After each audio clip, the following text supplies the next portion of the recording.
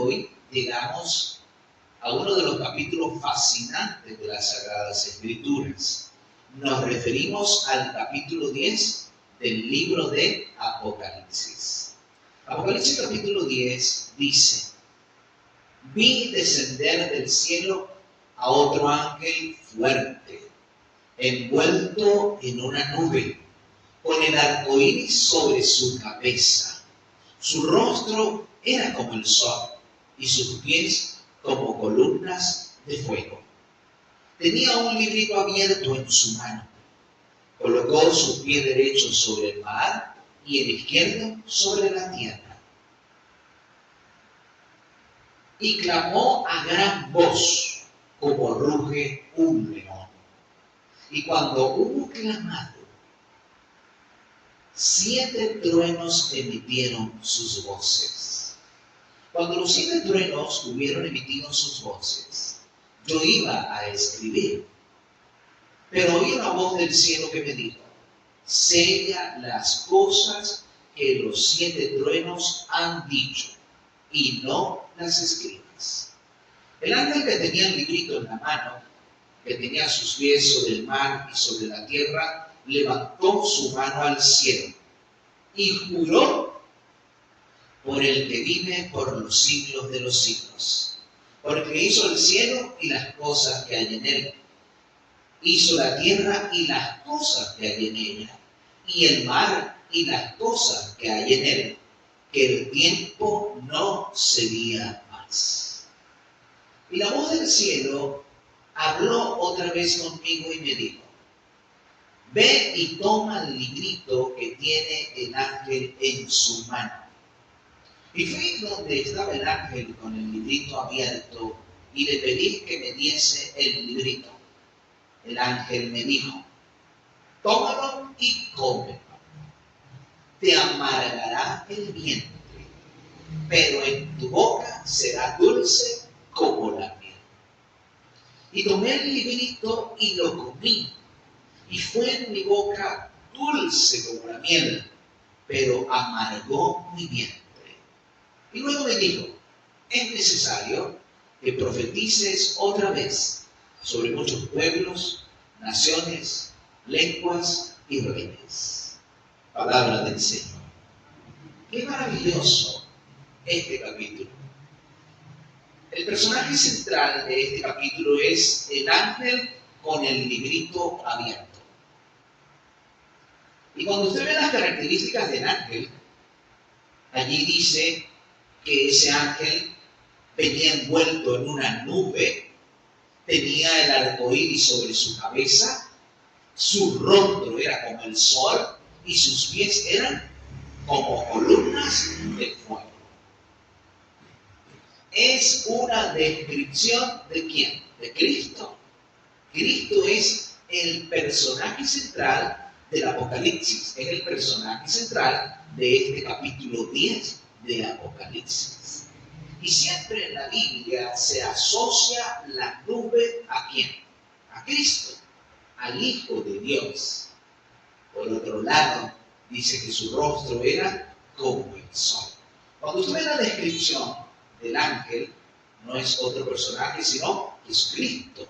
Es el mismo que aparece en el capítulo 1, en la primera visión de Juan. Este ángel, dice la palabra, tiene un librito abierto en su mano. Tiene su pie derecho sobre el mar y su pie izquierdo sobre la tierra. Cuando la Biblia habla del mar y de la tierra, está abarcando el mundo entero. Este ángel tiene un mensaje para el mundo entero. Y ese mensaje es un mensaje potente, un mensaje de avivamiento espiritual, es un mensaje de despertar. La palabra nos dice que cuando habló, 7 truenos emitieron sus voces. Y Juan entendió el mensaje. Juan entendió el mensaje que los 7 truenos dieron. ¿Y Juan qué iba a hacer? Iba a escribir. Juan, cada vez que se le daba una visión, una revelación, un mensaje, él escribía. Pero en el momento que él va a escribir, se le dice que no escriba, se le dice que selle las cosas que los 7 truenos han dicho, que no las escriba. Cuando nosotros vamos a la Biblia, la única porción sellada o una de las porciones selladas mencionadas en la Escritura son esas porciones del libro de Daniel que tienen que ver con el tiempo del fin y que están narradas en Daniel capítulo 9, en Daniel capítulo 8. En Daniel 12:4 se le dice, sella las palabras y cierra el libro, porque estas cosas son para el tiempo del fin. Muchos correrán de aquí para allá y la ciencia se aumentará. Aunque es cierto que este texto lo han aplicado al aumento de la ciencia y la tecnología, realmente se refiere al aumento de la ciencia y conocimiento de Dios y de su palabra. El aumento del conocimiento de Dios y de las profecías bíblicas se daría en el tiempo del fin. Juan entiende el mensaje, pero el mensaje que Juan oye no es pertinente para la gente de sus vidas. Las personas no iban a entender cuál era el mensaje que Juan iba a escribir. Era una referencia al mensaje del primero, segundo y tercer ángel, que tendría su impacto en el tiempo del fin, pero no aplicaba para el tiempo de Juan. Y por eso se le dice que selle las cosas que han dicho los 7 truenos. Quiere decir, mis hermanos, que este mensaje era contundente y pertinente para el tiempo del fin. Luego, la palabra de Dios nos dice que el ángel con el librito abierto levanta su mano al cielo y hace un juramento. Es un juramento solemne. Ustedes saben que desde los tiempos antiguos y también en la actualidad todavía se utiliza el acto de levantar la mano para hacer un juramento. ¿Y por quién jura? El capítulo 10 de Apocalipsis, en el verso 6, nos dice que jura por el que vive por los siglos de los siglos, por el que creó los cielos y lo que hay en él, el que creó la tierra y lo que hay en ella, el que creó el mar y lo que hay en él. Estaba jurando por sí mismo. Es un juramento muy solemne, muy sagrado. ¿Y qué dice el Señor? El tiempo no será más.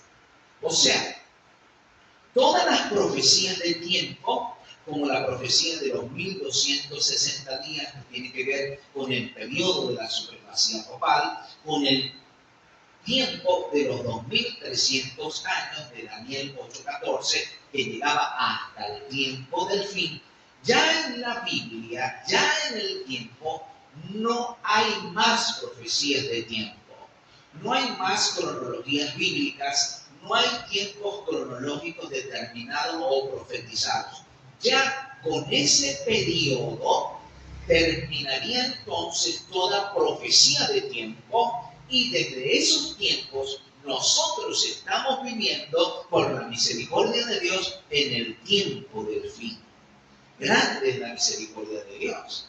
El apóstol Pedro nos dice allí en su segunda carta, el capítulo 3, verso 9, que muchos dicen y se quejan que porque Cristo no ha venido, si son tantos años diciendo que Cristo viene y no viene. El apóstol Pedro nos da la explicación y nos dice que la razón por la cual el Señor no ha venido es porque el Señor está empeñado en salvar a cada habitante de este mundo.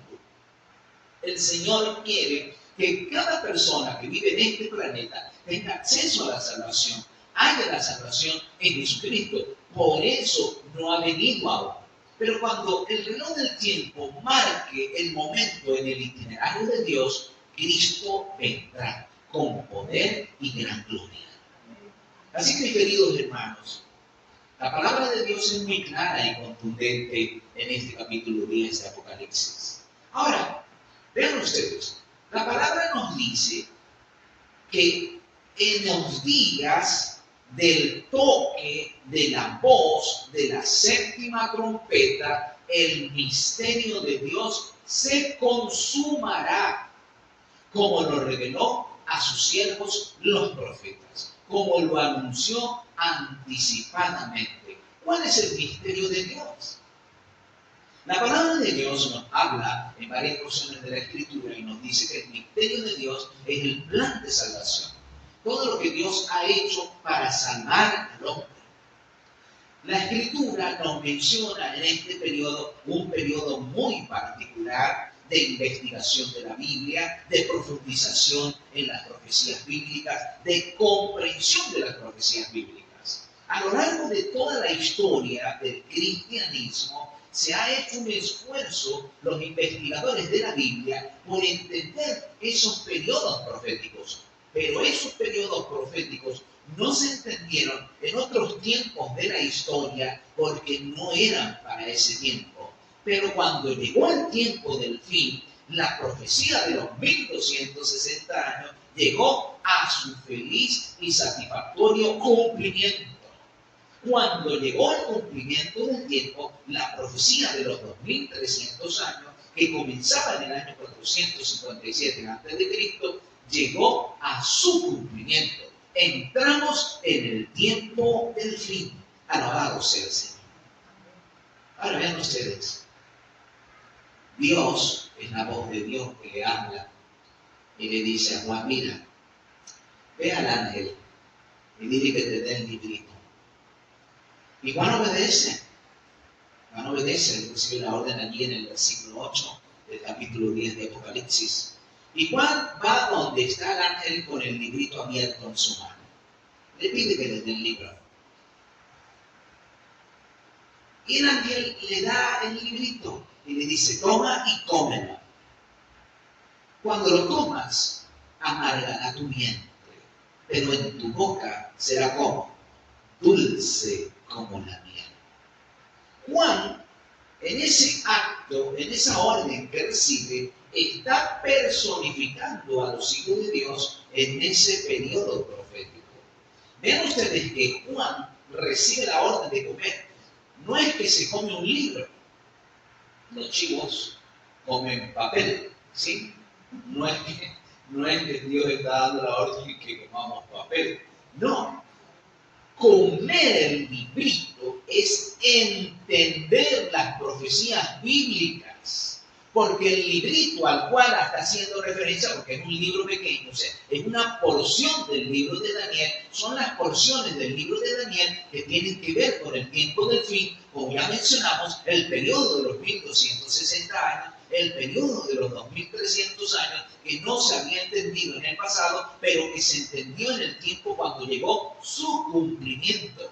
Comer el librito significaba escudriñar el mensaje. Porque el librito, ¿cuál es? El libro de Daniel, las porciones del libro de Daniel, que al mismo Daniel, en Daniel 12:4, se le había dicho, esto es para el tiempo del fin. Y Daniel 8 también se le había hecho mención que esa revelación era para los últimos días, para el tiempo del fin, para los días finales, como dicen otras versiones.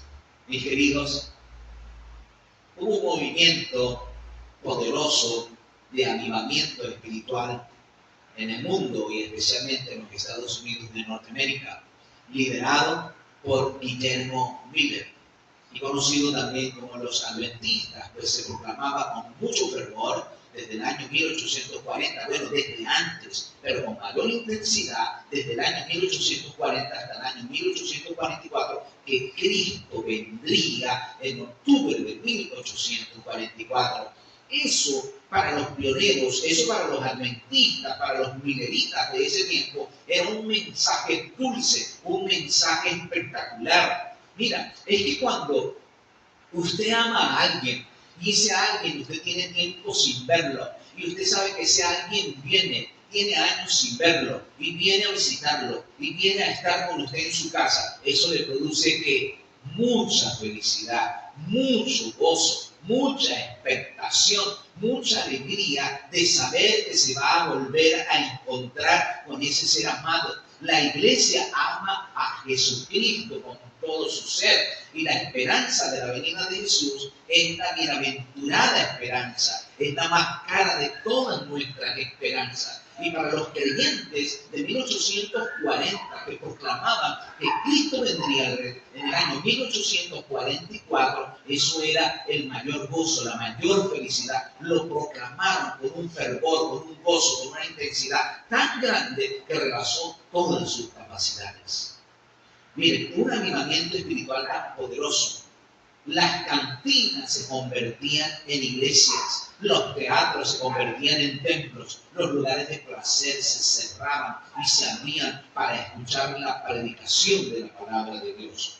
Miles escucharon el mensaje y varios miles abrazaron la fe del pronto regreso de Jesús para 1844. ¿Pero qué había pasado? Al igual como sucedió con los apóstoles. Ustedes saben que los judíos del tiempo de Jesús, del tiempo de los apóstoles, ellos aplicaron los versículos de la Biblia referente a la segunda venida a la primera venida. Pero Jesús, en su primera venida, no iba a venir como rey de reyes ni señor de señores, iba a venir como siervo, iba a venir como maestro, iba a venir como el sembrador celestial que vendría a sembrar la palabra. Pero ellos creían que vendría como rey. Y resulta que ese era su líder máximo, su maestro, su rey que tanto anhelaban que gobernara a Israel. Y cuando ese rey queda clavado en una cruz vergonzosamente, todas sus expectativas se desvanecieron.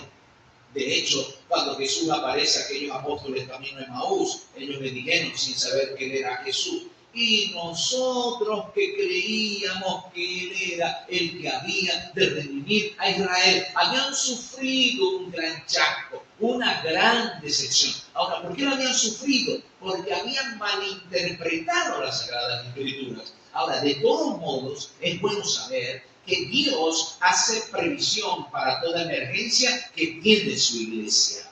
Dios nunca abandona su iglesia.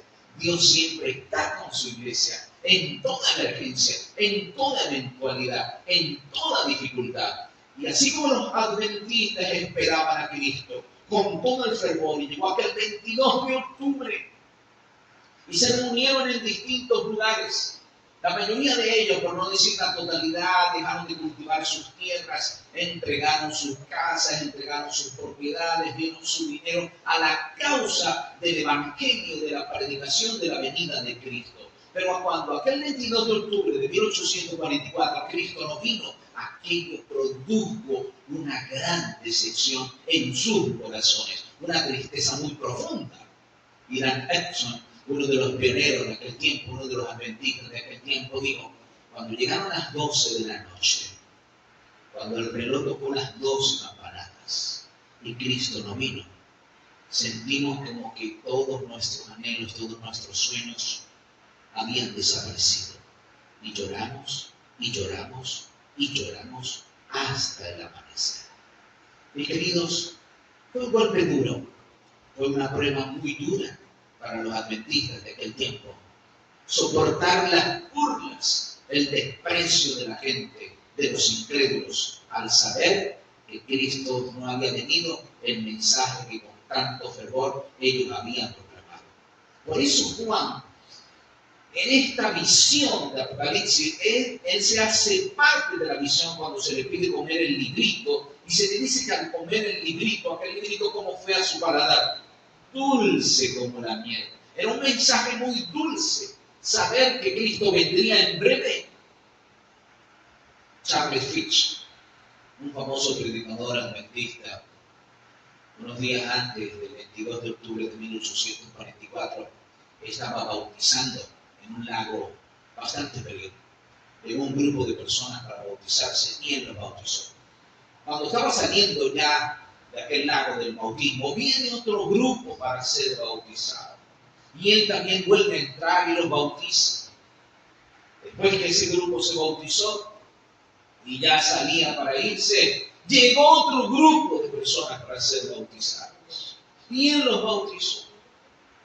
Y fue tan fuerte el someterse a tanto frío haciendo aquellas ceremonias bautismales que le dio una hipotermia muy grande y falleció. En los escritos de los periódicos adventistas de aquel tiempo salía noticia que su esposa y sus hijos no estaban tristes, porque ellos verían a su familiar, al pastor Fitch, resucitar cuando Cristo viniera por segunda vez, que sería dentro de pocos días. Mis queridos, fue realmente un chasco muy grande, pero vean ustedes, el Señor vio a su iglesia. Los que no estaban firmes en lo que habían vivido, no estaban claros en lo que habían experimentado, se fueron. Pero los hijos sinceros de Dios, ¿a dónde creen ustedes que fueron para encontrar respuesta a sus inquietudes, a su error? A la palabra. La palabra de Dios les mostró en qué estaban equivocados. No era en la fecha, era en el acontecimiento. Porque no era la segunda venida de Cristo a la tierra. Era el paso de Jesús del lugar santo al lugar santísimo en el santuario celestial. Este fue un mensaje muy dulce. Pero en aquel tiempo, desde 1840, se proclamó el mensaje del primero y del segundo ángel. Ahora nosotros tenemos la gran comisión de predicar el mensaje del tercer ángel. Y por eso el ángel le dice a Juan, después que pasa aquel amargo chasco, aquel librito dulce en su paladar, pero amargo a su vientre. En el verso 11 se le dice, un mensaje alentador, un mensaje inspirador. Es necesario que profetices otra vez sobre muchos pueblos, naciones, lenguas y reyes. Tienes un mensaje que dar y ese mensaje se debe dar al mundo entero. ¿A quién se debe dar? Al mundo entero. Como iglesia, como hijos de Dios, que esperamos la venida del Señor, que creemos que Cristo viene pronto, hemos de darle a la gente el mensaje del tercer ángel. Hemos de decirle que se preparen porque Cristo viene pronto. ¿Cuántos creen que Cristo viene pronto? ¿Quieren estar listos para ese día?